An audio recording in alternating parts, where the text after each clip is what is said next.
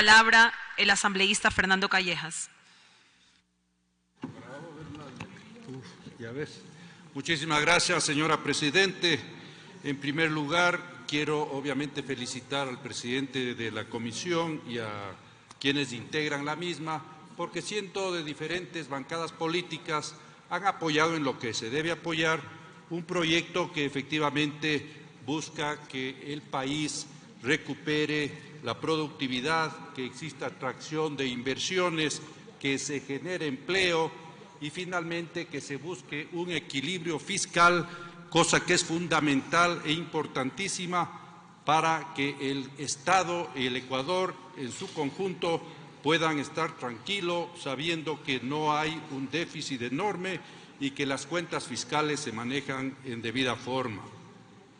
Para fomentar la producción, para atraer inversiones y para generar empleo, se tiene que trabajar, yo diría que con inversión privada local.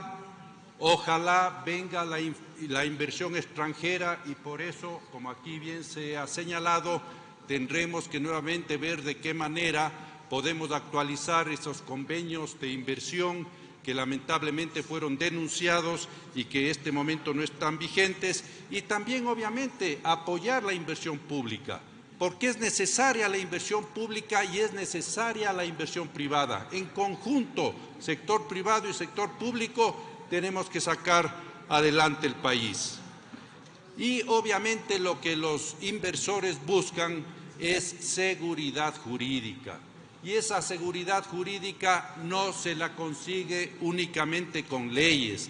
Esa seguridad jurídica se la consigue cuando los inversores, sean estos grandes, pequeños, medianos, ven que en el país no se está cuestionando y atacando permanentemente al sector privado.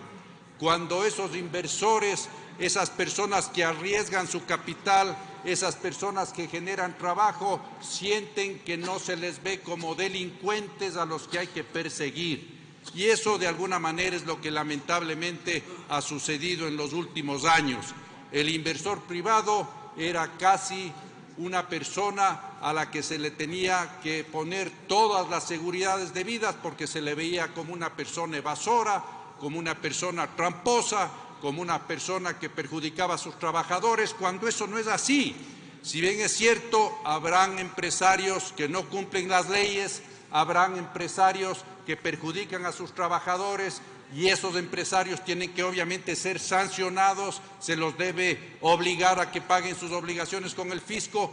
Hay una gran cantidad de empresarios en el Ecuador honestos que pagan sus impuestos y que están listos a aportar para el desarrollo del Ecuador, pero reitero, lo que se desea es esa seguridad jurídica que, diré una vez más, no se la consigue únicamente con leyes, se la consigue con mensajes claros de apoyo al sector privado, al sector productivo. Y obviamente también el tema del equilibrio fiscal. Es fundamental que el Estado ecuatoriano maneje adecuadamente sus cuentas y por eso pues celebramos todo lo que se ha incluido en esta ley para que eso se consiga. No es posible que el presupuesto general del Estado tenga un permanente déficit de alrededor del 7% del PIB, 7.000 millones de dólares permanentemente incorporados en el presupuesto general del Estado. Eso no es posible y eso lamentablemente es lo que sucedió en los últimos años, a pesar de la gran bonanza económica que se ha tenido. Y eso tiene que cambiar y qué bueno que el actual ministro de Economía y el actual gobierno del presidente Moreno señale claramente que eso tiene que terminar y se ponga una meta para el 2021 tener un déficit de alrededor del 2% del PIB. Ojalá se consiga aquello. Pero hay que decirle al gobierno nacional que para conseguir aquello, señora Presidente, tiene que haber priorización de gastos, tiene que haber una real austeridad y tiene que reducirse el tamaño del Estado. No hay otra forma de lograr aquello. Y cuando se habla de reducir el tamaño del Estado, de ninguna manera, como aquí se señala, queremos que se disminuyan médicos, queremos que se disminuya fuerza pública o queremos que se disminuya educación y profesores. Sí queremos que se terminen todos aquellos puestos innecesarios que son una grave carga para el país y que obviamente no aportan nada para su desarrollo. Cuando escucho a algunos asambleístas intervenir, y yo soy obviamente absolutamente respetuoso de las opiniones de todos los asambleístas, sí me llama la atención que lo que antes fue bueno, ahora no es bueno.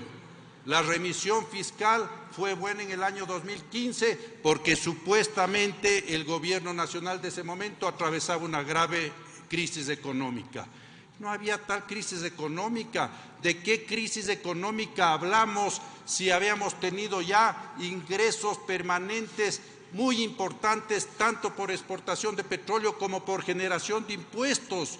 Los ecuatorianos estamos pagando anualmente alrededor de 15.000 millones de dólares en impuestos.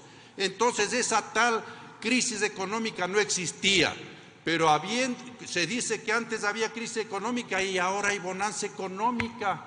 Por favor, señores asambleístas, no podemos decir las cosas a medias. Las verdades tienen que ser totales y objetivas. No hay tal bonanza económica, porque si bien es cierto, el precio del barril del petróleo se ha incrementado y eso es muy bueno para el país y nosotros celebramos aquello, no podemos olvidarnos que el gobierno anterior prevendió un buen porcentaje de ese petróleo y que ya recibió 15.000 millones de dólares que tenía que recibir este y el futuro gobierno y fue gastado por el anterior gobierno.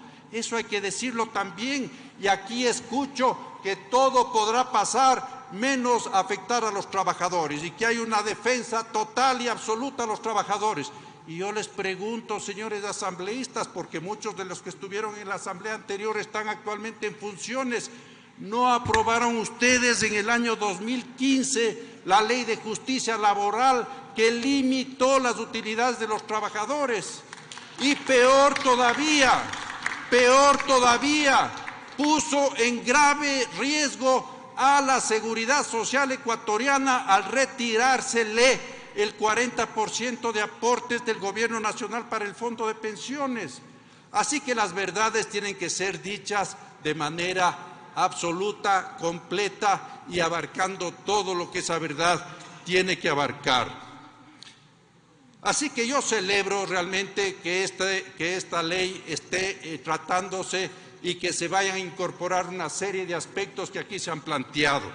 Y para que no se diga ni se crea que nosotros estamos a favor de los grandes empresarios, de esos empresarios que no han cumplido con sus trabajadores, de esos empresarios que no han cumplido con el país y no han pagado sus obligaciones tributarias, nada más alejado de la verdad. A esas personas hay que combinarles a que paguen sus obligaciones.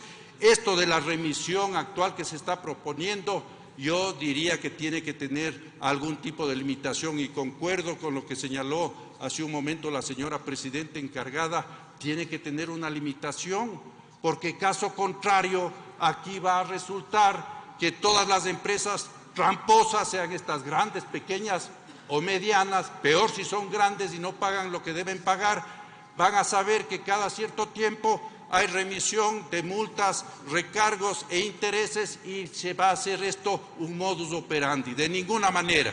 Que se ponga, señor presidente de la comisión, una disposición que aquellas empresas que ya han tenido este beneficio no pueden volver a beneficiarse. Y también voy a topar ahora un punto específico de la provincia de Tungurahua que de alguna manera ya lo topó el asambleísta Luis Fernando Torres.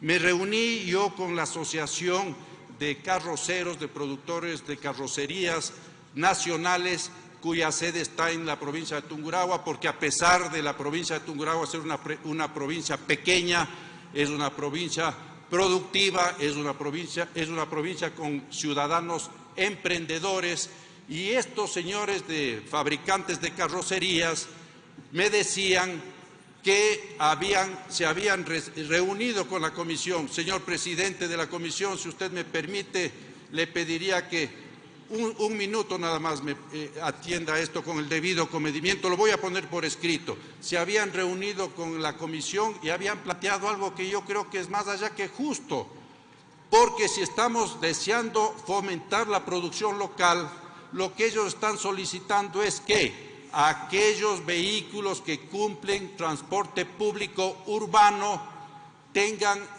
la exención o no tributen el 12%. Y eso me parece justo, pero ese beneficio este momento está tanto para vehículos con carrocerías producidas localmente, nacionalmente, o aquellas carrocerías que se importan. Terminó su tiempo, asambleísta. Gracias, señora Presidente. Termino este momento. Lo que desean es que ese beneficio sea para todo tipo de transporte y solamente y únicamente para las carrocerías locales. Espero que eso sea recogido, señor presidente. Discúlpeme que le llamé la atención. En todo caso, le agradezco que me haya prestado la atención debida. Le agradezco su tiempo, señora presidente, y estoy seguro que esto que voy a pasar por escrito será aceptado. Gracias nuevamente a los señores asambleístas, gracias a todos los aportes que se hacen, y estoy seguro que esta ley que se va a generar será una ley que realmente beneficie a la productividad y, en definitiva, a los intereses de los ecuatorianos, que es lo que todos deseamos. Muchas gracias. Gracias, señor asambleísta.